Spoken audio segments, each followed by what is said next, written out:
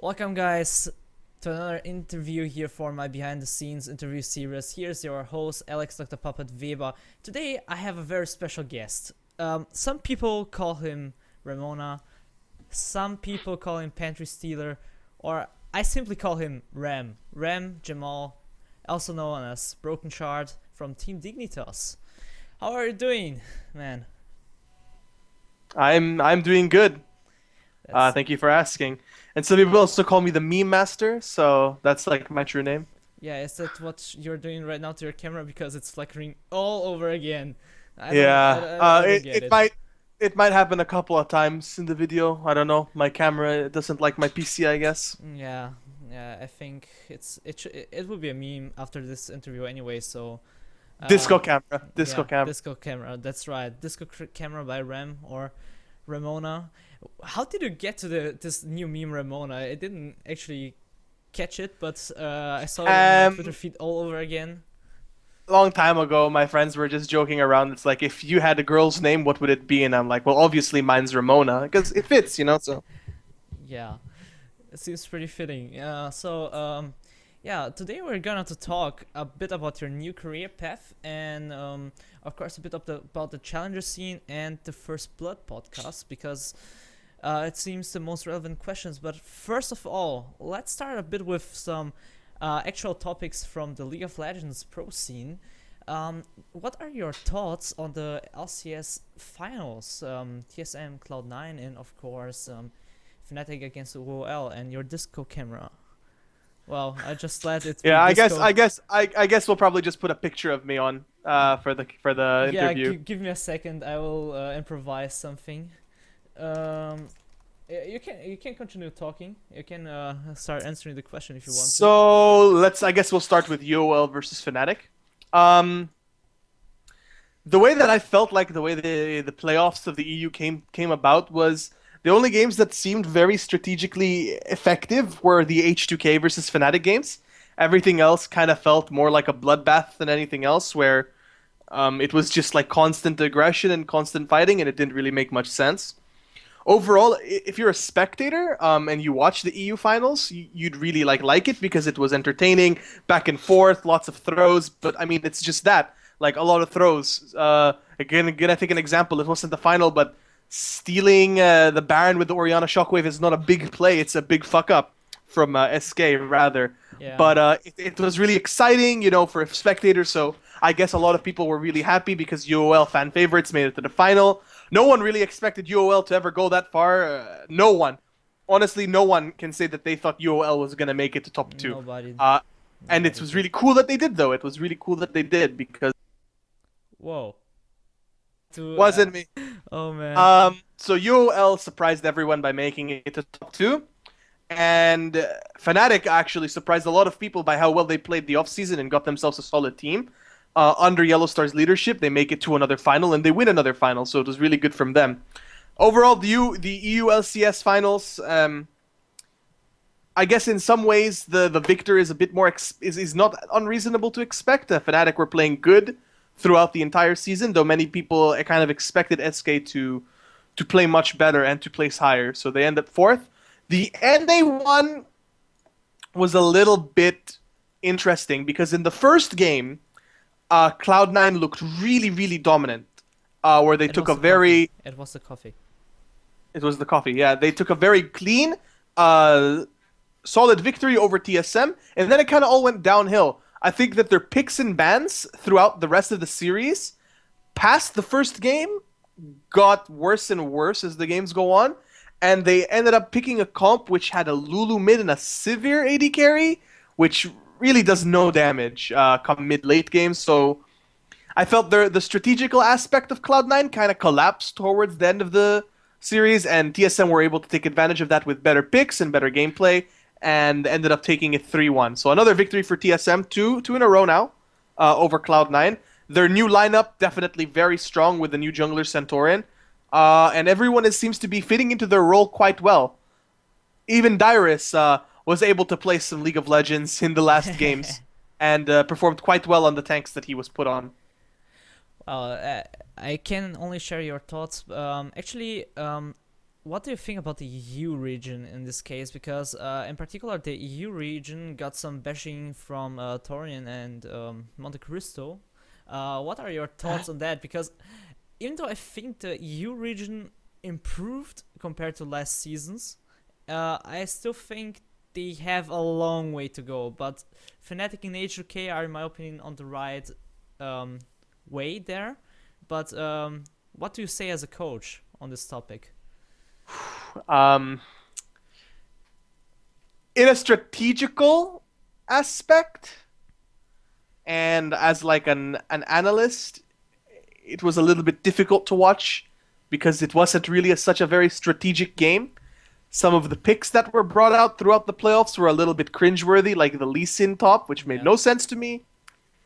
And overall, based strictly off the playoff results, it wasn't that impressive.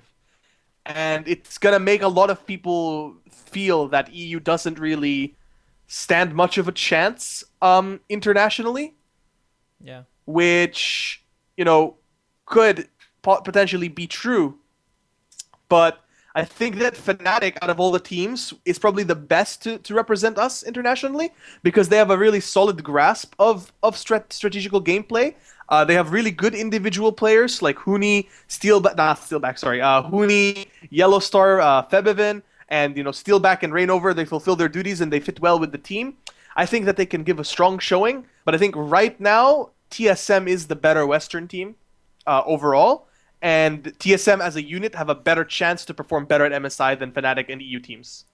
All right. So I'm lucky that you already mentioned MSI because this is actually my last question before we go into the topics. And what do you think about the wildcard regions coming into the MSI right now? At the moment, we have the wildcard tournament. What do you think about them? I was really expecting that there would be a three-way type of tie between Bisquitas, the Chiefs, and INTZ. But in their first game, Bisquitas underperformed quite hard. In their first games, Chiefs actually required the enemy team to throw to win a game. They managed to win in the end, but it was pretty hard to watch early. And then I expected INTZ Ints, the Brazilian team, to perform well, and they kind of performed very poorly against Chiefs in their game today. So Chiefs are currently 2-0, Bisquitas are 0-1, and INTZ are 0-1. I honestly expected INTZ to win the entire thing, but it's still too early to say, though. What's it called? That the Chiefs have a very strong lead. Yeah. But as I just watched the game and I can only agree, but I only think that NITZ played or INS played very poorly, and I think we will see them come back stronger later. But they apparently just arrived to Turkey very recently, so maybe there's still some sort of jet lag or some tired. I don't know. That's what I've heard as well. They arrived yesterday or the day before yesterday, and from Brazil it's like 15 hours flight. So it's always easy to pull the jet lag excuse, though. I really hope that that they're able to pick it up and after a good night's rest, maybe show us a better showing, because I do think that INTZ are a solid team. Yeah. Overall, I watch them. Mainly, I actually only watch INTZ in CBLOL because I'm very good friends with the jungler Revolta. Mm-hmm. And I think that they have a good shot to be the best wildcard team. And when it comes to actual international competition, I do think they'll struggle overall against some of the other teams, but they could make some upsets. All right. So, interesting view on the Brazilian scene as well. So, let's go over to our first topic today. It will be the First Blood podcast that you start like something about 6 months ago with Richard Lewis and the guy called Nintendo X that is playing for Team Fusion right now. Would you like to share the idea behind it and how did you come to all of that podcast? So I started speaking to Richard a lot after my visa issues with Complexity happened. Yeah. And what happened was that Unfiltered was going to stop because I think one of the hosts was going to focus on his family and didn't have the time. So I thought of an idea to bring a sort of league show that would be similar to Unfiltered in a way that we could talk about any topics without needing a filter, hence the name Unfiltered.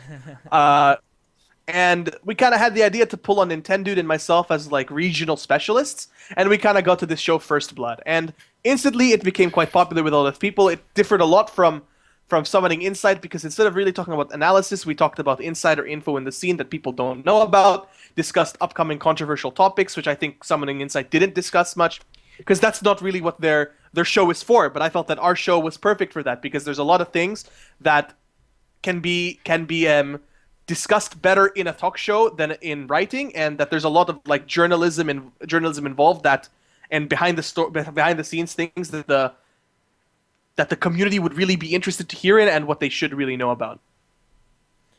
All right, so that's a very cool approach. And what was the thing that you liked about that idea? What was the most interesting thing in that idea of the podcast for you? I just thought it would be fun.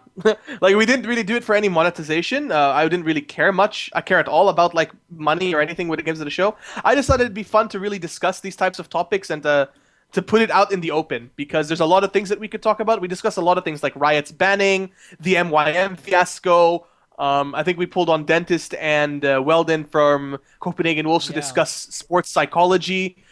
There was a segment on First Blood that has esports law, and it really developed into kind of this like open discussion area, and I think that's kind of really cool of what happened by First Blood. That's probably my favorite thing that First Blood turned from just a show from three guys talking about the scene into really open discussion about esports. But we really focus more on League of Legends than anything else. That's cool. Did you actually talk about bringing other esports titles as well, or will you keep on focusing on League of Legends? We did. I think we did talk briefly about certain Counter-Strike scandals, like where there was where a particular the match fixing was talked about a little bit. There was also where a racial dispute between two female Counter-Strike squads was going on. We talked about it, and we kind of brought those in. And we sometimes when we're talking about ideas, different types of ideas, and we bring in other esports topics, but mostly it's League of Legends because that's what me and Nintendo know more about. So it would be really foolish to bring in other esports when we aren't too knowledgeable about them. Yeah, of course. Then that seems extremely reasonable. But well, let's move to the next topic. You played a lot of challenger scene already as a jungler. You played in NA, you played in AU, and now you're coaching Team Dignitas. So before we go and talk about your team, Team Dignitas, of the time you played and now you're coaching, I want to hear your thoughts on the overall challenger scene we have right now in the NA and EU area. So what do you think about the current challenger scene? I think the NA challenger scene overall is better. There are more better teams. Like there are a lot more good teams than there are in EU, whereas in EU I felt there were only a handful, especially now that Origin makes it into the LCS and several challenger teams are disbanding. There was more talent this split for NA, but I think coming into EU is going to have a little bit more talent. There's a challenger team called Code that's built together, and they're pretty good. Dignitas EU, obviously, we expect or we hope to be the top challenger team. We're putting a lot of resources, a lot of effort to do that. MYM, if they fill the roster, Reason Gaming, if they don't make LCS, so that's Reason Gaming or Giants, Copenhagen Wolves Academy or Roccat, like these teams could potentially make the EU challenger scene a little bit more competitive, but I feel that a lot of teams will just go to the disband route if they end up being dropped down into the challenger scene. So we might realistically only have us and Reason Gaming. This form of disbanding, does it have something with money, or it's more like the format of the current? I don't think it has anything to do with money. I think that these players would rather wait for offers from LCS team than play challenger scene. Okay, that's because when you're a team that gets relegated, there's obviously going to be internal disputes within the team, and the rules are you need to keep 3 of the 5 players of your team to stay in the challenger series. And I expect that if a team gets relegated, they might not want to stick together. Yeah, sure. They probably disband and create ranked 5s and climb back in. They might, yeah, they might disband like Millennium. Like Millennium are gone now. They tried a little bit in the expansion tournament. They got kind of, they got fucked by Giants pretty hard, and then they're not even trying in the challenger scene anymore. Yeah, sure. That's very. I don't know. I can see actually Rocket disbanding, but we still should wait up before we draw any predictions because I think if RG beat Giants, Giants might stick together in the challenger series. I think yeah. that's a very safe bet. But I think any other team that drops down into challenger series will not stick together. All right. So what do you think about the current format of the challenger scene? I like it. I like best of 2 round robin into playoffs. I think it's a bit short, but I mean for challenger series since it's split into 2 different splits like LCS, it's fine. I like the format of best of 2s. I don't like that you have to play the 2 games on different days. I think it'd be better if you played the games right after each other. All right, so it's a lot better. Please. So something like the CBLOL format, right? And LPL does this. It's like the LPL format. I think that if they copy the LPL format where you play the 2 games right after each other, and if we're gonna think about making it smaller because it's challenger series where you only play them once, then into a playoff bracket, that's much better.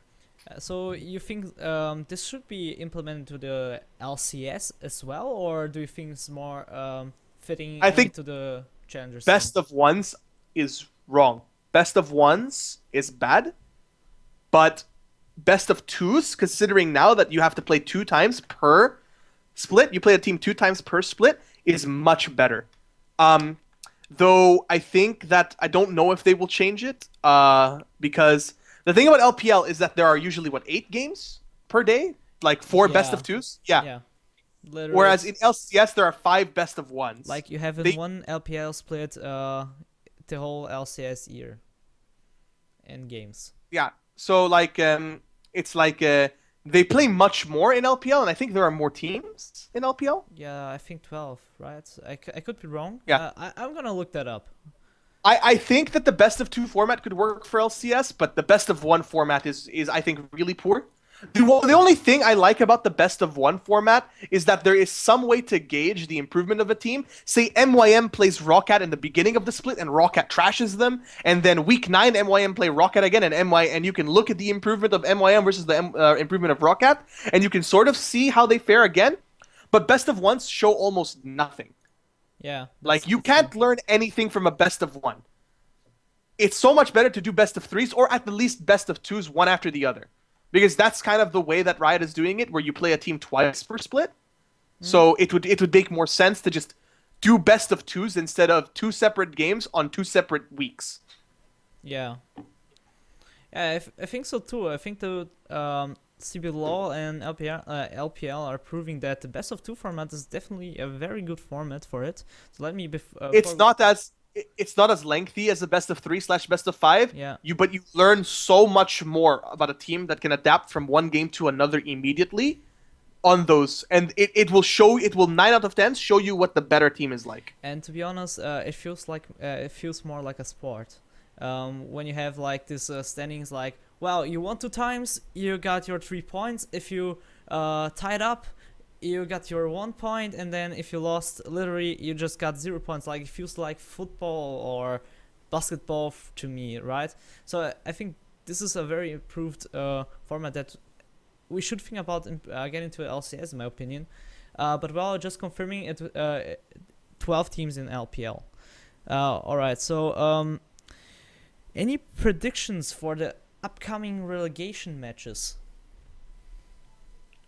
I think Roccat will beat CWA. I think Giants will beat Reason Gaming. I think Winter Fox will beat TDK. And I hope Dignitas beats Fusion. For my organization, I actually do think that Dignitas might beat Fusion, but it's gonna be a very close match, and I do have a good friends on Fusion. So it's like very difficult for me to decide, but I have to stick with my organization. I think Dignitas should be able to come out on top of that. All right. So if anything changes with this upcoming relegation matches, do you think there will be more talent open and available for LCS teams, or will the scene just like you already mentioned disband in single players and new teams will build? Are there any upcoming talents that you want to talk about? In EU? And NA. Like players that are on teams, or Yeah, from Challenger ladder or any interesting Challengers teams coming up. besides my own team, obviously, Senkux, the one guy everybody should really be watching. Other teams, Millennium's Perks, Steve from LDLC, Code as a unit, the Challenger team, Who's playing and there?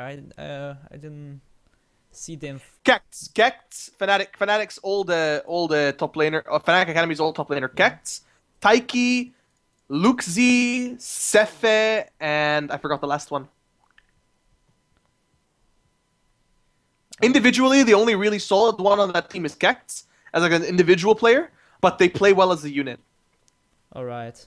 That seems interesting then. And Godbro on Gambit Academy, mid laner. We know that guy, I think. He used to be a top laner for Copenhagen Wolves. He's playing top mid lane now for Gambit Academy, or it was reported that he would be playing mid lane for Gambit Academy. Should be performing quite well. Chewed Up is also the AD carry on Gambit Academy, and he's quite solid. So these are the people that really people should be looking out for. All right, so there will be really interesting talent coming into As EU. for NA, definitely Misfits, the team with Alex Itch on it, if he chooses to stay on it. And one team that I noticed playing well, they don't have very good individual skill, but they play well in the alpha draft. It's called Cerberus Esports. Yeah, My analyst Froskurin made a mention to them, and I went to take a look at their games, and she was quite correct when she said that they were playing the map well, and their strategical knowledge and pick spans are quite good for a challenger team. So in a strategical sense, individually they're not the best players, but they could still probably make some noise in the challenger scene. Alright, that seems very interesting for the upcoming season, because I think the best thing about this spring split is it makes us hungry for the summer split. I need to be honest here, I'm very hyped for it, and also for the upcoming talent. But Ram, let's take a look at your Team Dignitas career, right? You most recently stopped playing as a jungler for Team Dignitas EU, and it was just announced that you will be the coach of the team, and you have a new jungler and a new support. So how was your experience as a jungler with the Team Dignitas EU less challenger scenes? Well, when I was jungling for the team, we were Escape Prime. We're just under the name Escape Prime. We weren't contracted. I was asked to jungle by Senkux because there were issues acquiring Obvious to the team. In the beginning, Obvious was meant to be the jungler for that team, with Beanzu in the top lane, and so he requested that I jungle for them. And at the time, I was looking at other options. There was an option for me to coach Enemy in NA, an option for me to coach INTZ in Brazil, and I was definitely looking at different options at the time, or even an option where I would just not be participating in anything esports for that split. I got asked to jungle for the team, and I said that I would try and see what it was like. And basically, off the first set of scrims, I had so much fun. We scrimmed Lowland Lions at the time, and it was probably one of the most fun I've had in such a long time.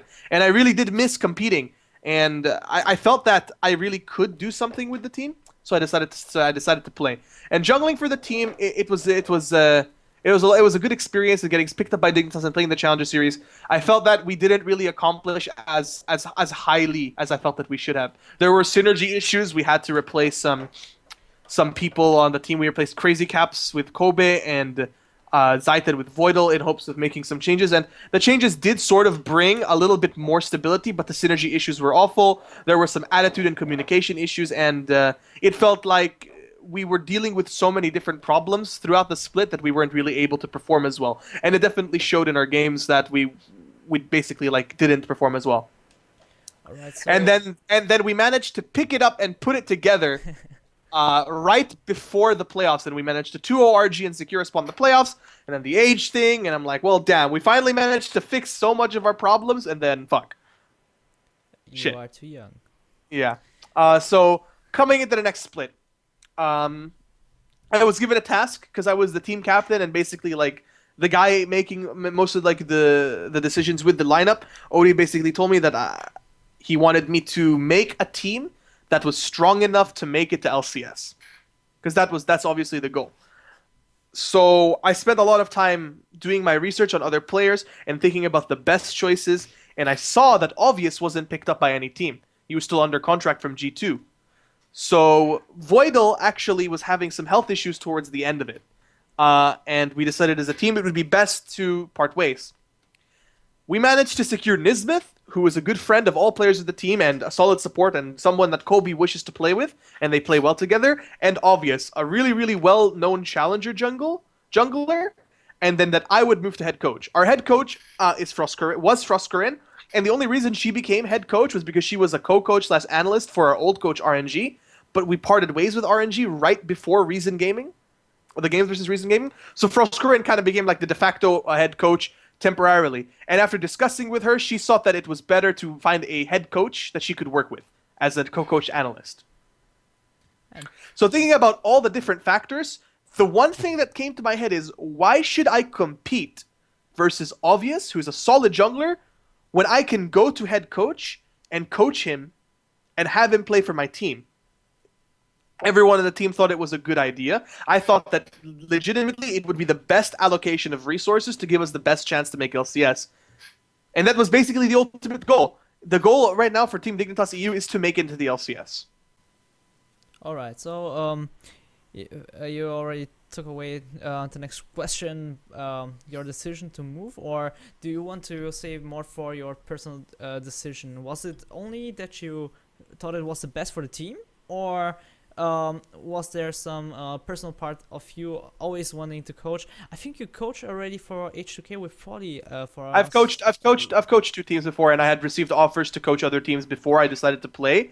I won't lie and say that it wasn't for the team, because it really was for the team, for the best of the team. That if we secure a better jungler and have me as a coach, it would be the best allocation of resources.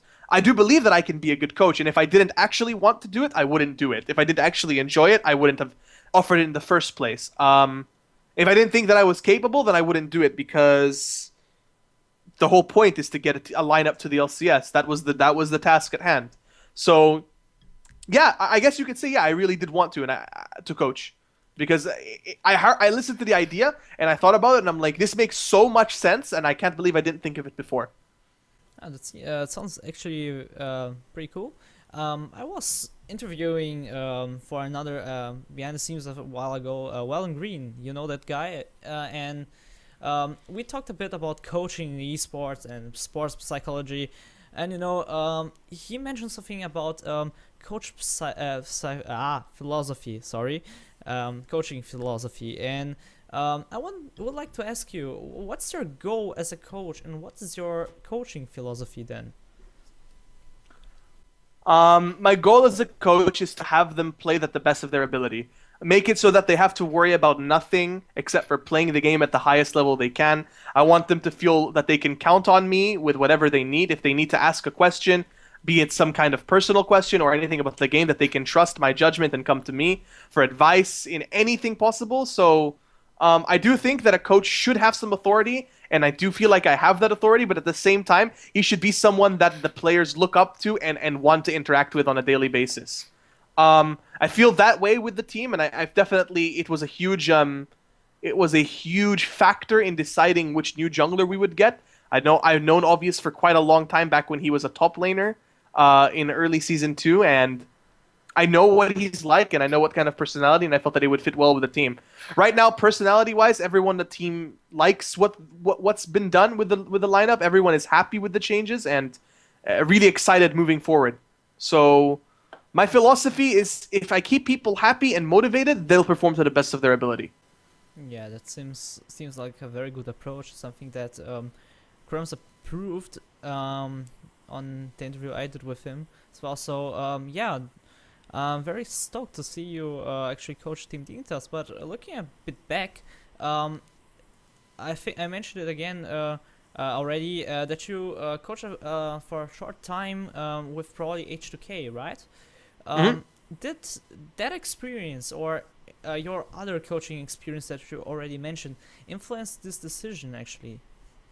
So when I coached Gamers 2, it was a decision that I'd been thinking about for a long time to delve into coaching. And at the time, I was very inexperienced in what a coach should be doing. So like a lot of my growing pains were with G2, and I learned a lot about what I needed to do as a coach. I learned enough to the point that when I did end up going to H2K, I had some form of knowledge on how to do it. But when I went to coach H2K, they were already working with Prolly, and at the time, they basically requested just they really wanted to pull all the stops to make it into the LCS. And I know Prolly, and I know what he's capable of as a player. I had no idea what to expect of him as a coach, and really watching him work when I was with H2K was really impressive. He definitely took the coaching but he took it by the balls, you know, and then like really developed into a coach early on, and they definitely saw that. My job with H2K wasn't necessarily as much of a head coach as it was an assistant to Prolly. I basically went after his lead because he really took the lead so well that I felt that there was no need for me to try and be an authoritative figure when he was doing it so well already, if that makes sense. Yeah. It was really interesting to see how he adapted to that during the boot camp, and then even more onto how he became a really good coach in the LCS. And it's obvious just how much the team respects him, and how much good he's doing for them by their performance throughout the split, and their final position as third place in the rookie split. I can tell you that the players are I wouldn't say that they're hard to work with. They're really not hard to work with at all, but they have a very specific approach and a very specific attitude, and I think that probably fits that attitude so well. They're all really fun guys. I'm still close with a lot of them, and it was almost like a match made in heaven, in a way. Probably coaching for H2K.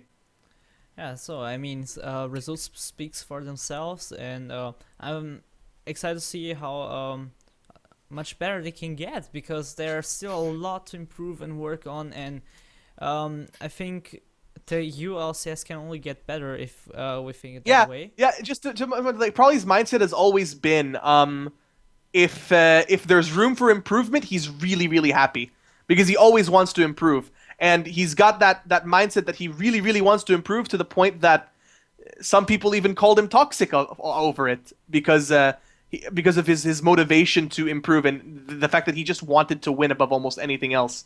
When in reality, it was just people that weren't able to handle criticism. I think the whole Prolly being toxic thing kind of died down a little bit after he was able to share his side of the story. So I think H2K, they can only go up from here. Yeah, so I think we all should keep an eye on them. So as my last question to this topic, what can we expect now from Dignitas.EU? So we just got past our first week of practice, and we were able to get to the finals of the League 1 tournament. We did lose to Code 02, but that's only because we were basically after three days of practice. So it wasn't expected that we would perform at the best of our ability.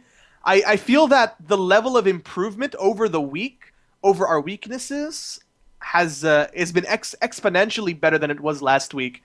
Because everyone is taking the practice very seriously. They're taking the criticism very seriously. They're learning from mistakes as quickly as they can. And it's really nice to see the attitudes on the team, because everyone is understanding that we're here to improve. And everyone really wants it. So what can we expect from Dignitas.EU? I think that we're going to win the League 1 tournament this week, which you can watch us play if you follow one of our Twitters. I think that overall you can expect us to be one of the best, if not the best, challenger teams in EU, and I do hope that people will see that we can be an LCS capable team. All right, so we tweeted the last 2 days a few times on Twitter, and actually we got a lot of questions. And Ram, I hope you're ready, because they will be fun, they will be serious, and I hope you have some memes ready, so we can just do some live memeception. But at Lawat asked, do you like trains? I fucking love trains. At PUK69, what should we expect from you in the future of your coaching and your memes? For my coaching, expect me to become a better coach as time goes on. I'm working with probably one of the smartest analysts I've ever had a chance to work with, Froskerin. And I can, just like the team is going to get better with time, I feel that I'm also going to understand my coaching role better with time. I spend time talking to other coaches, namely Dentist and Leviathan, to understand their coaching styles and to see if I can learn anything from them. So just like the players are putting in a lot of effort, I'm putting in a lot of effort. So you can expect me to become a better coach. I feel that my picks and bans over the past week have gotten so much better, and I'm really happy to see that. So it's really nice to be able to see, like a player, you're able to improve through solo queue. I'm able to improve in my form of solo queue, which is just watching VODs. As for my memes, I don't think you can get higher than my level of memeing right now, which is at the top level. Do you think so? I think not. There's always room to improve. There's always room to improve. My memes be proud. So next question. At O Freakout, do you believe the Cinderhulk has abolished his need for Sunfire, or does the cape still have use? So I saw this question. I actually think Sunfire Cape as an item is useless. I don't see any reason why you wouldn't be building Cinderhulk on the champions that want Sunfire Cape. I guess Gnar would want the Sunfire Cape, but why would you build Sunfire Cape so early when you can build a Bammy Cinder?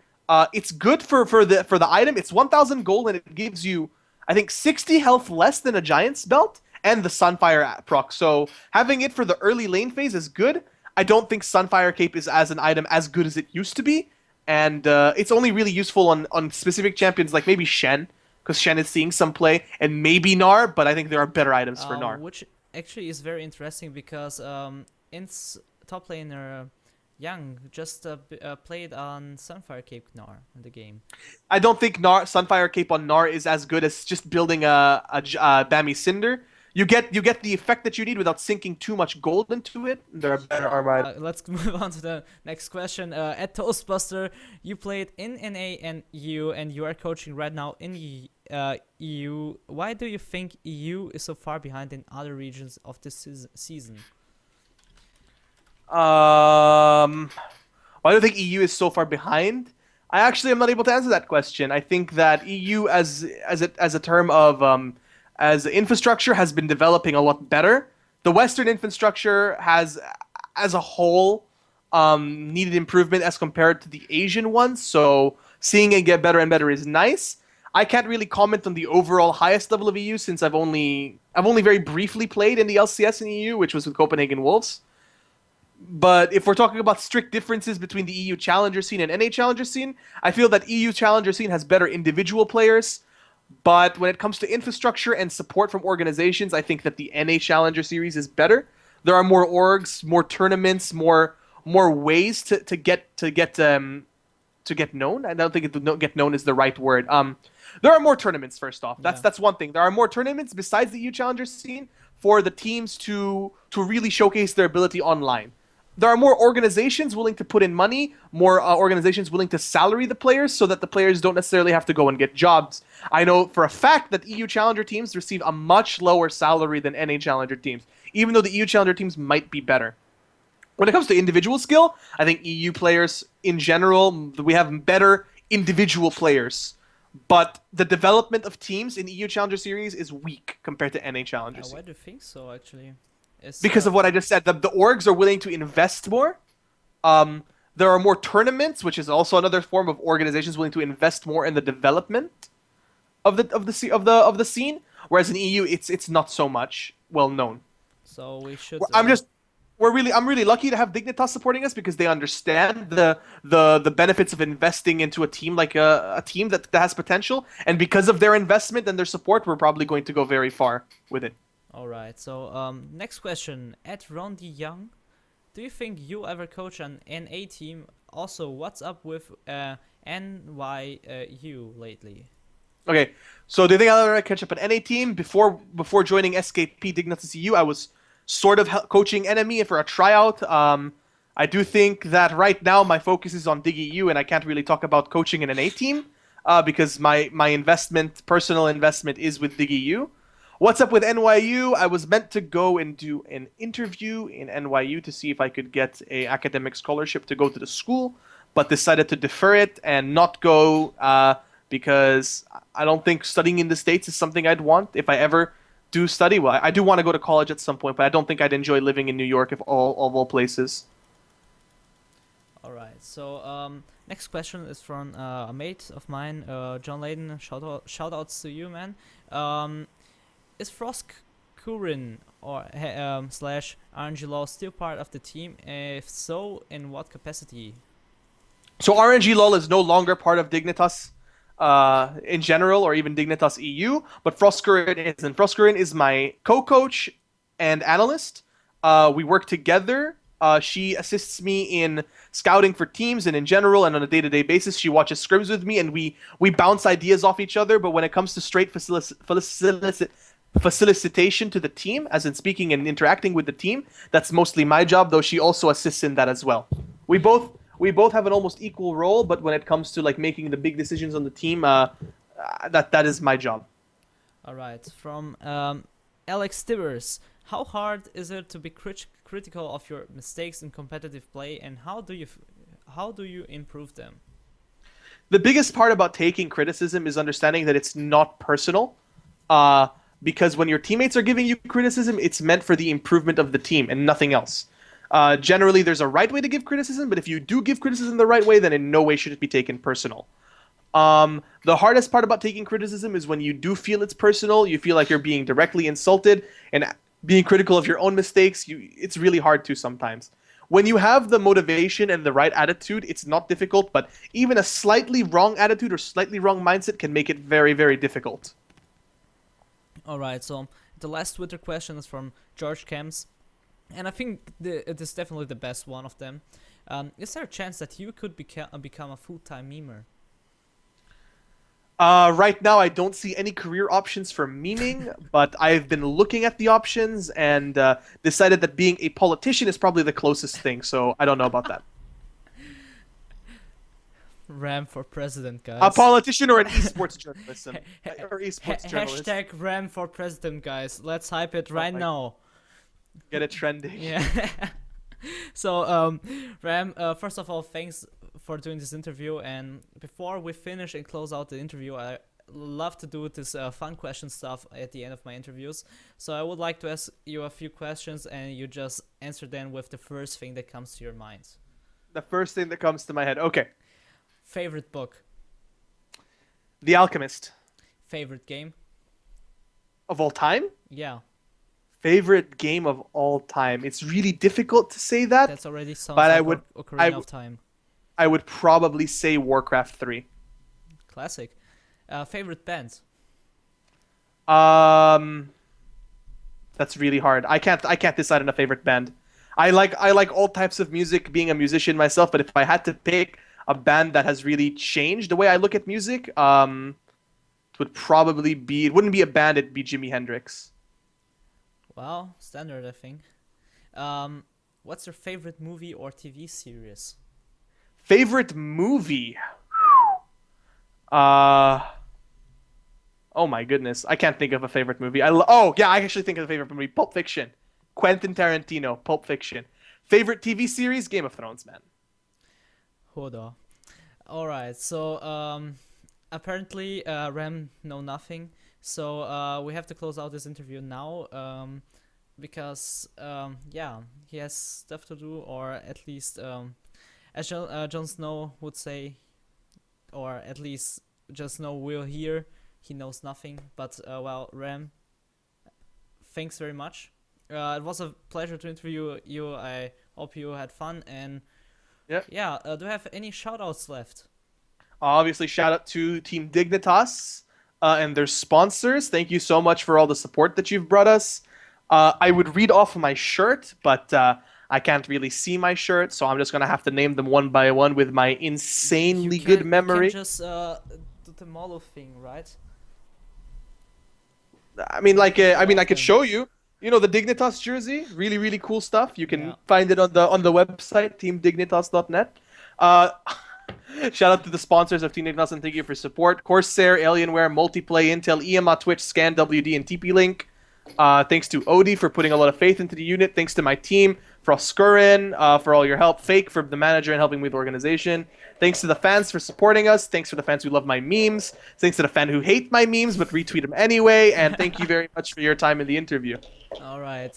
So guys, thanks for watching. If you want to check out what Ram is doing or don't miss out any memes, just check out his Twitter. It's full of memes. And of course, if you don't want to miss my next videos, be sure to subscribe to the channel. And if you liked, leave a like there and give me a feedback on the comments. And of course, follow me on social media so you don't miss out any other action going around. So guys, thanks again for watching. See you then. Adios, amigos.